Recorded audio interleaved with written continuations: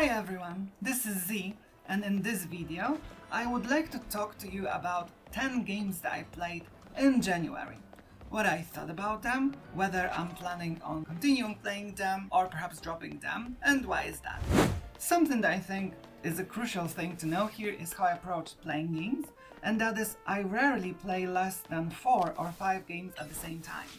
The reason for it is that I want to test new games. Some games are longer and I want to mix them to not get bored with the longer game. Or I want to go back to a game that I previously played, that I dropped for some reason, to make sure that I finish it. Maybe due to my ADHD, I have a hard time sticking to a game when it no longer keeps me interested. So I usually change a game to a different one at that time. And especially longer games like RPGs that spread over 100 hours are especially difficult for me to just focus on that particular game and play nothing else.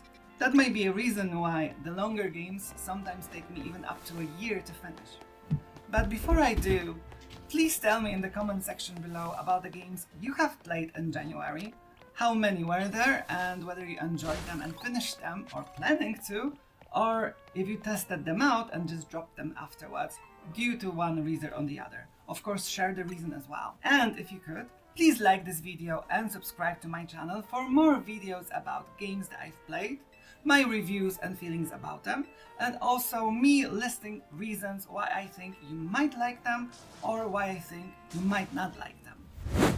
So the first game on the list would be Xenoblade Chronicles Cross that I played on Switch 2.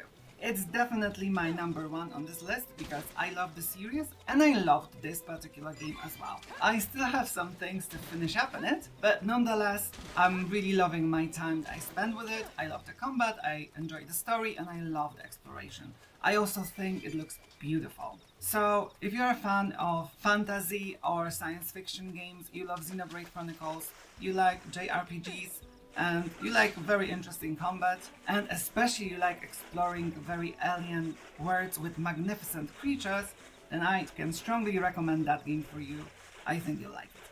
Also, the music, as I already said in my review, is phenomenal. I can listen to it also when not playing the game. It motivates me for work, it motivates me to do stuff, so I really love it. Overall, this game is like 9 out of 10 for me, so there's no reason for me to not recommend it to you.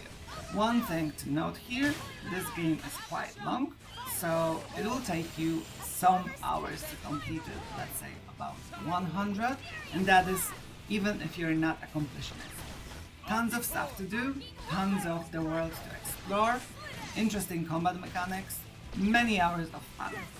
Another Switch 2 game on the list that I really have been playing a lot of is Story of Seasons Grand Bazaar.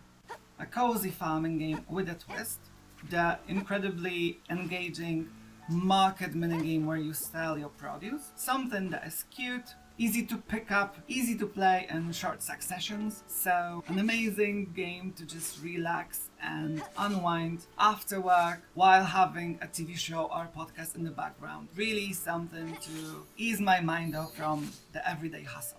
If you love cozy games, or if you're thinking about going into cozy games, definitely a game that you should give a try. I can't think of a better example of a fantastic cozy game to suggest to someone.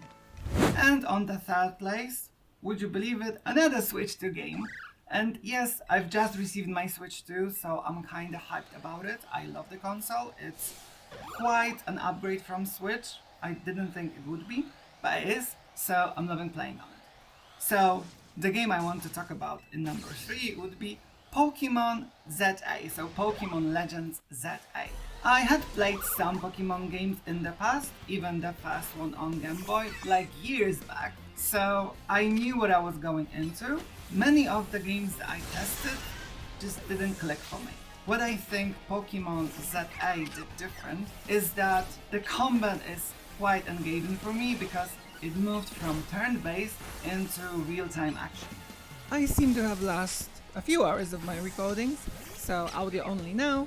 What I love about this game is that it's easy to pick up and play on the go. The matches are very fast, very fun. Catching the Pokemons is fantastic. The game is very responsive and the action combat makes thinking on the go really a nice addition.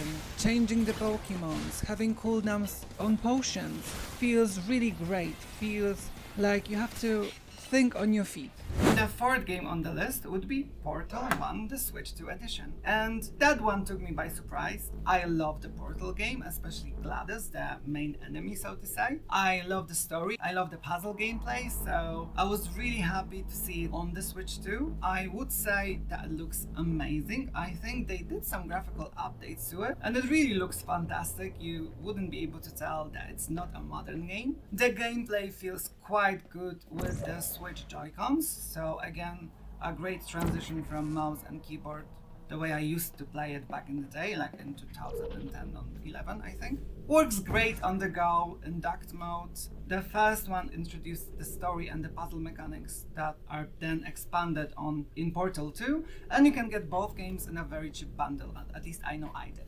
So, if you haven't experienced Portal, you like puzzle games and logic games, then that's definitely something that I strongly recommend. Don't think about it, just grab it, you will have an amazing time. And now, moving away from Switch 2 games, the next game I would like to talk about is actually the game called Avatar: The Frontiers of Pandora. This is a game by Ubisoft that is set in, you guessed it, the Avatar world, the Avatar universe. So my fiance is a huge fan of this particular universe. We've watched films, and once I saw this game, I thought, okay, I must get it for him. And also, when I learned that there's co-op, I was like, yeah, this is a game for us. We tried playing it in co-op because it works cross-play, and I am mainly playing on my PC while my partner is playing on PS5. However, as the initial part of the game is played solo, we ended up not playing together. My fiance plays one game at a time, so he rushed through the story, rushed through the game, play a lot of it. I think he really likes it, and while I like it, because it's a Ubisoft game following a specific formula that their games have, I really need to switch it with other games to truly enjoy it. So I love the game, I think it looks beautiful. I like the Ubisoft formula in smaller chunks, so there's a lot of exploration, a lot of stuff to do, a lot of side quests, like so many side quests. And an interesting story set in the Avatar universe where you play as one of the Na'vi. So pretty exciting if you are into this kind of a genre. If you love Ubisoft open world games where just tons to do and exploration. If you love science fiction games that are set in alien worlds, because the world of Pandora is just fantastic. And if you like action combat, because there's a lot of it. As I said, I will definitely finish this game as well. Although, because of its nature and scope, and the fact that a lot of those things that you do there is quite repetitive, I really will take my time with it and not just focus on it so I don't burn out. The sixth game that I played a lot of last month is definitely Marvel Rivals. It's a cooperative, competitive shooter game set in the Marvel universe that follows a formula close to Overwatch, if you know the game. So a team of 6 people is put against a team of different 6 people. They have an objective, whether it's holding a point until the game finishes, or pushing a payload from point A to point B and be successful in it in order to win. It contains a lot of Marvel characters, and I love Marvel Universe, especially X-Men, so there's a lot of characters for me to choose from and enjoy it. As we are both Marvel buffs, we love to play it, and it's due to its competitive nature and the way that the matches are set up. We just jump in, play a couple of games, do the daily missions or the weekly missions, and we're through. Again, we play crossplay, so I play on the PC and my partner plays on PS5, so we cannot do competitive play together, we can only do quick play. Nonetheless, we don't play it to win any trophies, we just play it for fun and enjoy the Marvel characters, so that's definitely something that I can recommend to you if you love the Marvel universe, because there is a lot of Marvel characters to choose from. For me, from X-Men, there's Rogue, there's Jean Grey, there's Storm, there's Scarlet Witch. Then from Marvel, the Guardians of the Galaxy, you have Groot and Rocket. From Deadpool, you have Jeff, who has the most fantastic costumes, so the roster is quite big. Another thing is that the game is completely free, so you can download it and you'll have access to all of the characters, so there's no reason to not give it a go. There is a way for them to earn money, which is the cosmetics shop. There is a lot of cosmetics to buy for many different characters. Their quality is, some are better, some are worse. I do have a lot of them that I quite like. I really love Storm costumes. I really love Scarlet Witch costumes. I think most of them are really great. I love some Namor costumes, and of course Groot costumes and Rocket costumes. And I still think that, and I stand by it, that Jeff has the most amazing costumes of all. So again, a quick game that if you don't mind playing with other people, I think you might enjoy. At number 7, I would definitely like to mention the Luma Island.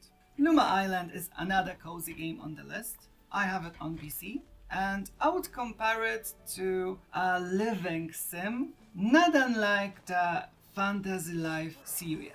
So in this game, you create your character, you get into a town that requires your attention, you'll be fixing things, and you'll be doing that by unlocking different professions.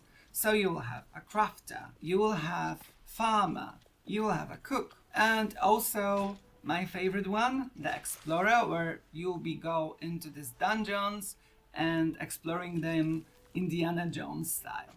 It's all very simple, so the mechanics are not overly complicated. They don't follow this kind of a day and a night cycle, so there's nothing to worry about that. There you have, the challenge settings, so the difficulty settings that you can pick from in order to either make the game a little bit harder or easier. I play it on the harder one because I do enjoy a bit of a challenge, and I think the dungeons, the caves that you explore are more interested that way. But nonetheless, you get the full game no matter what difficulty you pick from. And again, another game that is very easy to just jump into. You can unlock the professions, albeit for increasingly more gold. You earn the gold by selling stuff that you produce, and it's very enjoyable. So what I do is trying to keep the professions on the same level, more or less. A lot of stuff to do, a lot of recipes to unlock and upgrades to unlock, and the progression system feels quite nice. And because the jobs work together, the professions work together, unlocking something in one profession would probably help you unlock something else in the other one, and I really enjoy that. This game also has co-op mode. However, I have not played it, haven't tested it, so I can't comment on it right now. And now at number 8 will be a card battling game that is called 20 Strong Tanglewood. It's a set of deck cards that you play alongside some dice and can be played in, let's say, shorter successions. The game can last between 30 to 45 minutes. My longest game took, I think, an hour and a half, but I didn't know all of the rules. I had to go back and forth between the rulebook to find explanation. So the Tanglewood series consists of 5 decks. There are 3 main decks, 1 campaign deck that can combine the 3 decks, and a 5th expansion deck that is standalone. You pick your hero and then you dive into this kind of a mechanics this specific deck has to offer to you. So there's tower defense, there is Slay the Spire, dungeon delving universe, and the goal of each of the deck is simple. You have to defeat the boss or bosses. So you do the mechanics of the game, pick some enemies that you will have to fight, or some fables that you would have to complete that will either give you a positive or a negative effect, and you try to get to the boss following the mechanics of this particular deck. I love this universe due to the art. I love the universe because it tackles fables, and I love fairy tales, so it's really up my alley. Again, strong recommend if you like deck games, deck building games, if you love dice games, and if you love shorter games that don't have like an overreaching narrative that you would have to follow. They are easy to pick up, they are easy to finish, and they are easy to carry. They are so travel friendly, I can't stress how much travel friendly they really are. At number 9, the game I want to talk about briefly would be Silent Hill F. This is a horror game with a bit of a Dark Soul twist to it, and in a well-established series that I am myself well familiar with. So I would say it's the second game in the series that I have played that is set in a town that is Silent Hill adjacent. And the overall story is about a girl, a Japanese girl, that needs to survive an onslaught of monsters in her town in mid-20th century Japan, unlike a lot of the Japanese horrors from the past that you might be familiar with. So I really enjoy the setting, I really enjoy what Silent Hill games have to offer. I really like the series, so this is a game that I have already started playing and I will definitely finish it through. Albeit I had to lower the difficulty setting. So I played on the hardest difficulty and damn, they really handed my ass to me. The game is quite challenging and I kind of forgot how to operate this specific clunky third-person combat mechanism that Silent Hill has. I know that the combat over time becomes more Dark Souls and less horror game Be Afraid kind of a style. Nonetheless, at the beginning it's a horror game genre where you fight for your survival, so I decided to play the game on a normal difficulty and see how well would it work for me. The game features combat and exploration and puzzle mechanics, and again you can select the difficulty of the puzzle mechanics. So far I haven't gotten that far, so I don't know how difficult the puzzles can get. I haven't had much difficulty on the hardest setting at the moment, but that again might change. Nonetheless, for now, the game looks so pretty, the aesthetics and the Japanese horror settings really work for me. I am quite excited to learn how it's all connected to Silent Hill that I know from the past. So if you are into horror games or Silent Hill, for now I would say give this game a go, and afterwards I will provide my full review. And at number 10, another game I am playing on my PC, and that one is Stellar Blade. I heard a lot of good and bad about the game. I'm not here to talk about that right now. I decided to give it a go because I really do love Nier Automata game that Stellar Blade took inspirations from. At least I'm there for that. I think this post-apocalyptic story setting is interesting, and from what I have seen so far, the aesthetics of the locations really do work for me. It feels kinda like Nier Automata does. What didn't click for me for the moment is that I'm not particularly in love with the character of Eve. I neither like or dislike her, and I'm having a little bit of an issue with that. She feels bland at the moment, and I hope that will change once I start progressing through the game further. Also, the beginning didn't get my attention that much. I felt like I was watching some sort of a Korean top model gone wrong in the beginning, so it might be that the game has a little bit too much fan service for me. We'll see about that. Apart from the aesthetics, the combat so far is okay. I'm not big on sword fighting, and main weapon of Eve is sword at the moment, but I hope I will be able to change it somewhat, because right now I really do feel like I'm playing Kasumi from Dead or Alive with all of the swirling around, and it's not my cup of tea. And I'm missing a few mechanics from the Nier Automata series that I was hoping would be there, and that's the bullet hell kind of a gameplay. It's just not there, and I don't think it will be. So right now it seems that Stellar Blade would be more of a action combat game, whereas Nier Automata had a lot of different minigames inside the action combat game as well. So we'll see how that progresses. So far, I want to continue with it, but I've put it on the list as the last item because I did enjoy it the least from all of the games listed so far. It right now is on my back burner because right now I'm playing through Code Vein 2, which I like much more at the moment. So that will be it. Those are the 10 games that I played in January. February came with a couple of games I want to test out as well. So there's a lot of exciting games to work through. Have you played the games that I've listed? If you did you like them? Or if not, why? Or are you planning on playing them, giving them a go? If you do, please share it with me in the comment section below. And that's it for this video. Thank you very much for watching. Apologies for my voice today. I am a little bit sick, as you can probably hear, so my throat is coarse as hell. I struggle a bit with speaking, so I hope that won't be too big of an issue. Nonetheless, thank you and bye!